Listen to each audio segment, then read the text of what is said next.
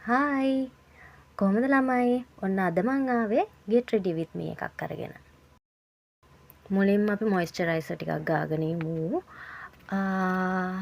මේක මම හැමදාම ගානවා ඉතින් චුට්ටක් එහෙන් මෙහෙන් ගාගෙන මම දන්නේ ඇයි මොයිස්චරයිසර් මුලින්ම ගන්න කියලා නම් මේ ඉතින් හැමෝම ගානවා මමත් ගානවා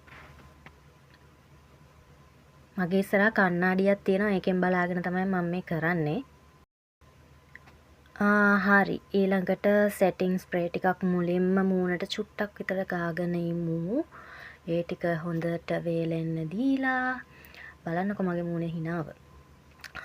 හරි ඊළඟට කලර් කරෙක්ෂන් කියලා තමයි තියෙන්නේ මගේ මේ ඇස් යට ගන්න මම ඒක මංගාව නෑ ඒවා මං ඉතින් මගේ ලිප්ස්ටික් එකක් තියෙනවා තැඹිලි පාට ඒකම ගානවා. ඒකෙන් චුට්ටක් ගෑම මගේ ගොඩාක් ඩාර්ක් සර්කල්ස් නෑ ඒක නිසා චුට්ටක් ඒක අරගෙන බ්ලෙන්ඩ් කරනවා ඊළඟට මම ගන්න යන්නේ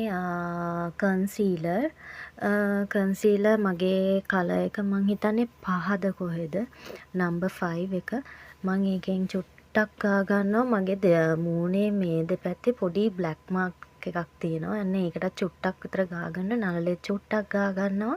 ඊට පස්සේ ඒ ටික පොඩ්ඩක් ඇබ්සෝබ් වෙනකන් මම ලිප් බාම් එකෙන් චුට්ටක් විතර ගා ගන්නවා.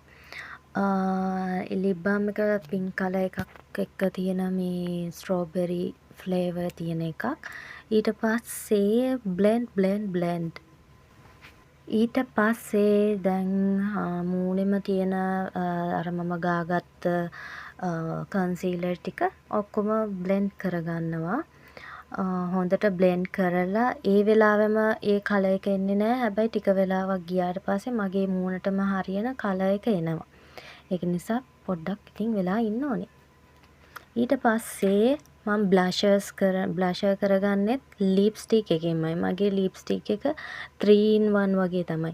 මොකද්ද බ්ලෂර් කරගන්න පුළුවන්, මගේ ලිප්ස්ටික් එකට යූස් කරන්න පුළුවන්, කලර් කරෙක්ටර් එකට යූස් කරන්න පුළුවන්. හැම එකටම මම යූස් කරන්නේ මගේ ලිප්ස්ටික් එක තමයි. ඒක මට ලේසි සහ මම කැමති ඒ කලර් එකට.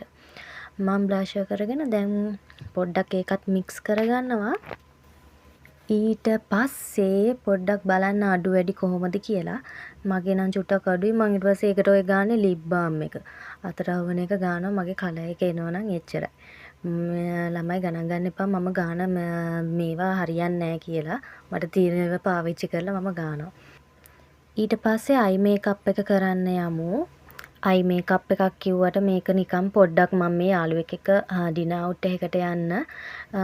ඉතින් මේ මම ආස ඇත්ත වශයෙන්ම තැඹිලි පාට ස්කින් එකට ටිකක් ඒ ස්කින් කලර්ස් වගේ.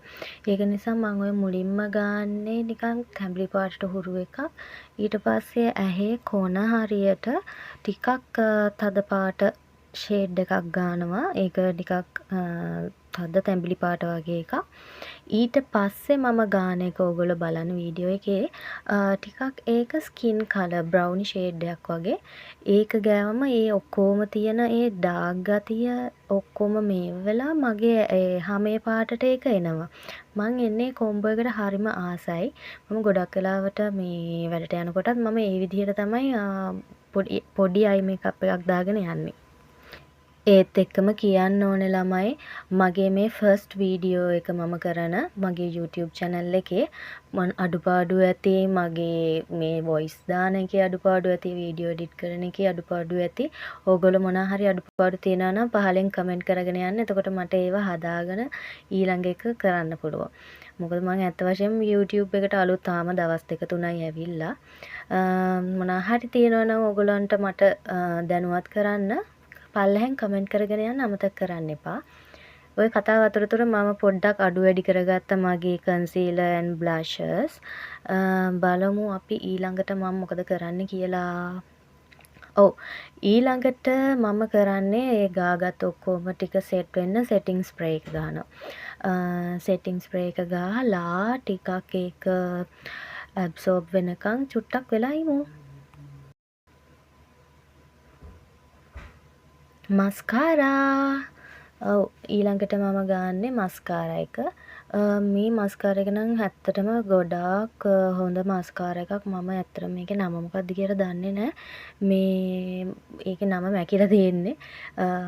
ඒක වොලියුම් එක මගේ අයිලෑෂස් ටිකක් දිගයි. ඒක ගෑවම වොලියුම් එක තවත් දිග වෙනවා. අපේ කට්ටිය එහෙම දැක්කම අහනවා ඔයාගේ මේ ඇත්ත ඒවද කියලා. ඒ තරම් ටිකක් දිගයි. දිගට පේනවා. වොලියුම් එක හොඳයි. ඊට පස්සේ මම ගන්නේ ලිප් ලයිනර් එකක් නැතුව මට ලිප්ස්ටික් ගන්න බෑ ඇත්ත වශයෙන්ම කියනවා. ලිප් ලයිනර් එක තියෙන්නම ඕනේ. ලිප් ලයිනර් එක ලස්සනට ඇඳගෙන ඒක පොඩ්ඩක් බ්ලෙන්ඩ් කරගන්න ඕනේ. ලිප් එකේ කලර් එකත් එක්ක. ඊළඟට සේම් ලිප්ස්ටික් එක ඒකත් අරගෙන චුට්ටක් ඒක ගන්න. ඊට පස්සේ මම පොඩි වෙන කපාටකුත් ගාලා තියෙන්නේ ඔය මේ වෙනකොට. දැන් අනිත් එකත් ගාලා එක ගාන්ට මැච් කරගෙන ලිප් ලයින් එක හදාගන්න. දැන් කොණ්ඩේ. දැන් මෙන්න මේ විදිහට මම කොණ්ඩේ දාගත්තේ. වැඩි ඉතින් හෙයාර් ස්ටයිල් නෑ. ඔය මගේ නැචරල් කොණ්ඩේ ඔය විදිහට තමයි තියෙන්නේ. එහෙනම් අදට වීඩියෝ එක ඉවර කරන්න තමයි යන්නේ. කොහොමද මගේ පෙනුම? කමෙන්ට් එකක් දාගෙන යන්න. ගිහින් එන්නම් එහෙනම්. බයි.